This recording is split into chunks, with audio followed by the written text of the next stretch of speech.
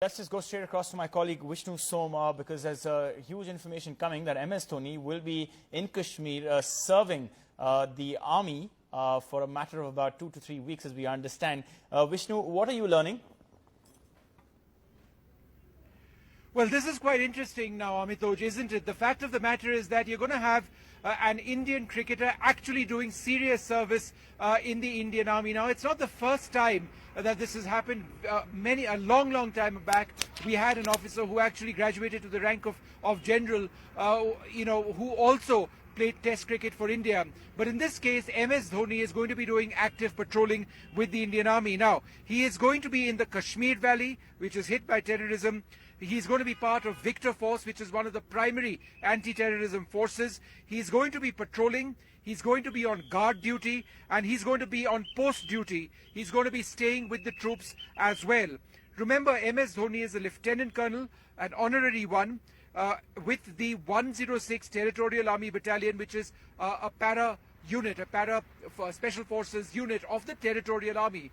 But the fact is, he has signaled his intent to take this honorary rank very seriously, which is why in a short period of time from the 31st of July onwards, for at least a couple of months, I'm told, he's going to be in Kashmir and he's going to be patrolling with soldiers of the Indian Army. It's quite clear, Amitoj, that Balidan badge, which the ICC got him to remove during the World Cup of cricket, means the whole world to him. He is serious about this, and he's going to be over here in Kashmir, and he's going to be doing this. Yeah, but Vishnu, when you say he's going to be in active patrolling, guard and post duty with the Victor Force, which is the primary, counter-terrorism unit, is that something that could be potentially dangerous for him? Absolutely, without a doubt. Without a doubt. And I think that raises some important points, some important questions. While at one level, MS Dhoni choosing to do this shows his spirit, shows how important the Indian Army is for him. Many people would be wondering whether there would need to be very many soldiers deployed to protect him as well, and whether if that's the right thing to necessarily have gotten or allowed him to actually get into. I don't think anybody is questioning his physical fitness, but the training to use a gun, for example, is something which army soldiers train all their careers for. It's not just physical fitness. There is an issue of safety.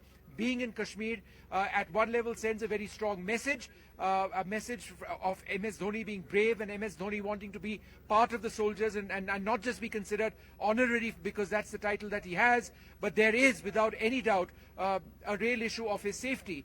So that's something that the army would need to factor in very closely.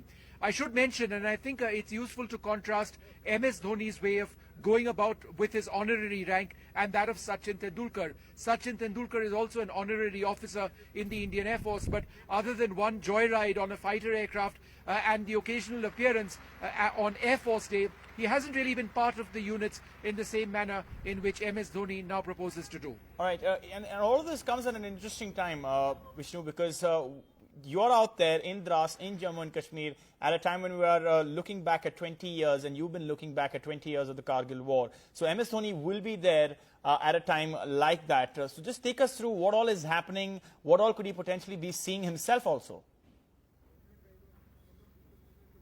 Well, it's interesting that you should mention the Kargil War, because just behind me, that peak right behind me is Tiger Hill.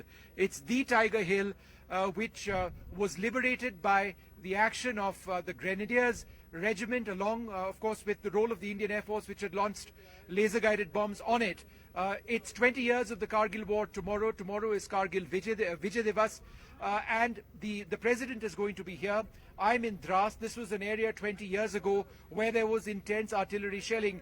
Driving down this road meant asking for trouble. We were told by the army, don't stop, keep driving, because chances are that from top of Tiger Hill, using air defense guns, they would be taking or picking targets on the road, vehicles on the road, and you could in fact be hit. We were very lucky not to be hit at that stage. But in fact, but to answer your question directly, in terms of the timing, it's interesting.